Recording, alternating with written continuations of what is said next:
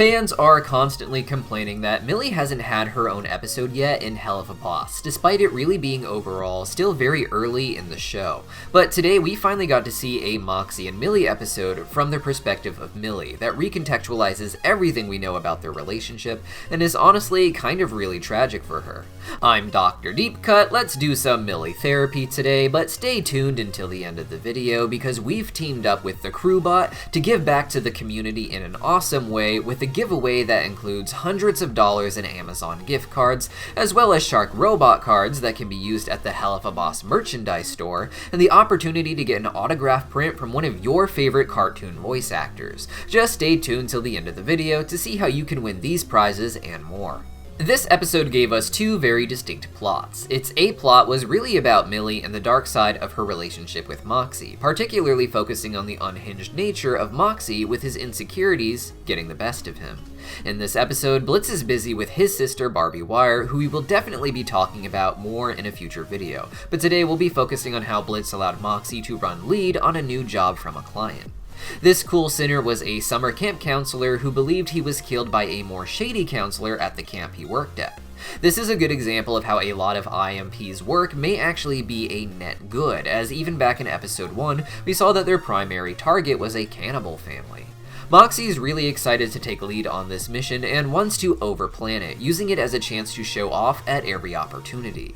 He does a lot of research, he makes some disguises, develops his character, and wants to really go undercover. But Millie immediately notices a strange counselor with drugs and money that is clearly the bad guy there.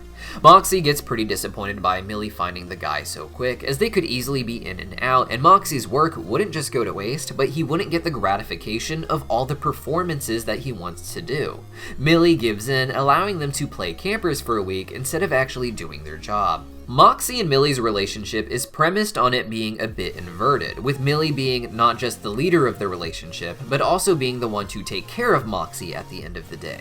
She doesn't just protect him, but also takes care of his needs emotionally.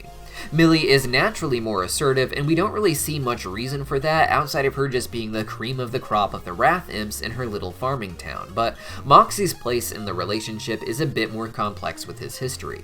Moxxie comes from a much more broken family, and while Millie has issues with her parents, they aren't nearly the villains that Moxxie's father Crimson is, nor do they give her the trauma that Moxxie's mother gave him. Moxxie was a soft child overall, just as he is a soft adult, but even back then, he still excelled at some things such as long-range weapons, and his understanding of those weapons, their history, and tactics. He proved at a young age he had something useful to him, but in order for that to really shine, he still needs to be taken care of. He still needs someone to cut his meat, and that was his mother. Crimson seemingly had her killed, with Moxxie seeing her shoe wash up in the lake where they are dumping another imp's body. This was after Moxxie's mother seemed to abandon him with Crimson, leaving no one there to help him with the things Crimson had no patience for, such as cutting his meat.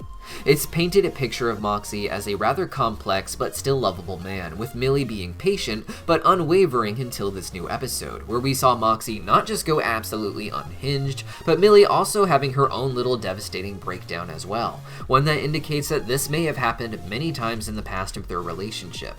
Moxxie's emotional desires include validation, something he would have gotten from his mother, and something Millie now gives him, even with it being a bit frustrating.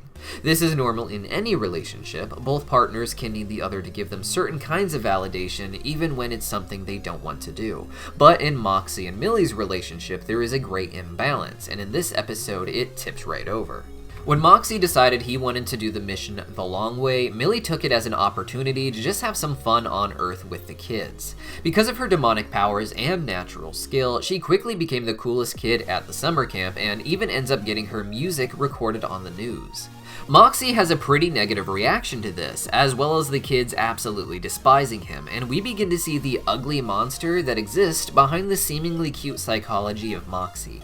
He has a strong need not just to be liked or loved, but also appreciated, even when he's just putting on a performance. He needs the validation of knowing he's doing some sort of good job because he grew up with a father who rarely ever acknowledged he was good at anything and shamed him for what his natural flaws were. Moxxie needed the validation of Millie and the kids because it would prove he's good at more and more things, music and acting and disguises and espionage. Eventually, Moxxie's unhinged behavior makes it to Millie though. It starts with him being cringy with his neediness and Millie's need to affirm his skills, but a few days later, he's still failing and he begins to take it out on Millie, blaming her, acting like she is the needy one for appreciating the attention she is getting. Millie reveals it's not about impressing the kids or humans or anyone in particular, but just feeling good about herself. Moxxie is a musician and an actor, or at least he wants to be, but he seems he was never really successful at it. Like Blitz, he aspired for fame, but ended up doing an imp-style job of violence and murder instead. Moxxie, like a lot of failed actors, still takes pride in his musical and acting ability, and a lot of people who don't find fame should still be proud of their skill, but Moxxie tends to take it to a pretentious level, even emphasizing how much better he thinks he is than everyone else because he doesn't listen to pop music in episode 3. Moxxie can be very pompous about his talents, even if they are there. He's used to performing on stage, even at Ozzy's nightclubs, and revels in being able to do so.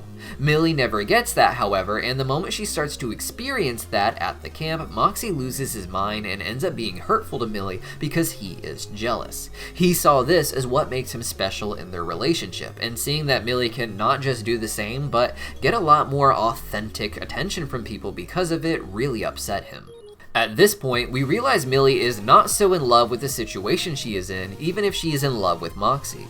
Even without the events of this episode, we can now understand that she often goes out of her way to make Moxxie feel better at her expense, and that he doesn't take the same time or energy to try and affirm her or her own talents or to help her explore them. He has no problem talking about what a badass she is and how much he loves her, but it doesn't come to the level of emotional care that she supplies him with. In many ways, he treats her like a mother who needs to be there for his emotional needs, and he just gives her blind adoration in return without actually helping her. In the end, the two are able to make up, and Moxxie can put Millie first by letting her take the stage while he goes for the kill that Millie pointed out in the first few minutes they were there. This is a fair ending to the episode, but it definitely sets up that the two will have more problems down the road, even if we don't get to see it ourselves.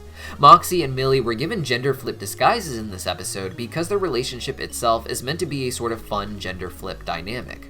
Both are secure in their genders, but take what we think of as the opposite role in their relationship, with Millie being the leader and Moxxie following that lead. It's not enough for Moxxie to simply give Millie this opportunity for some fun, and somewhere down the road she's gonna find herself feeling really low again, not getting the validation she also needs, with Moxxie getting to such scary dark places with how much he needs from her. But what do you guys think? I personally thought this was exactly the kind of Millie episode we needed, but let me know your thoughts in the comments down below, and while you're down there, join our Discord so you can win some of those awesome prizes we discussed earlier. Once you join, you'll be messaged by the bot called Crew. With Crew, you can gain points, also known as Toon tokens in the server, by being active and sending messages. But a brand new feature has also just rolled out, and you are now able to integrate your YouTube account with the bot, meaning it will start rewarding you points for watching our videos and having conversations in the comments. That means the more you interact with our videos, the more entries into the raffles that you will be able to make. Right now, we have $500 in Amazon and Shark Robot gift cards, as well as the opportunity to win one of 5 autographed prints from your favorite cartoons at the Streamly shop, which you can select at the end of the month. We've got some murder drones and Helluva boss options that you'll be able to choose if you're the winner. You can purchase the rewards from the reward shop channel in our server, or use /shop command in bot talk. So what are you waiting for? Go get the bot set up and comment here with what you hope to win, and I'll see you guys in the server.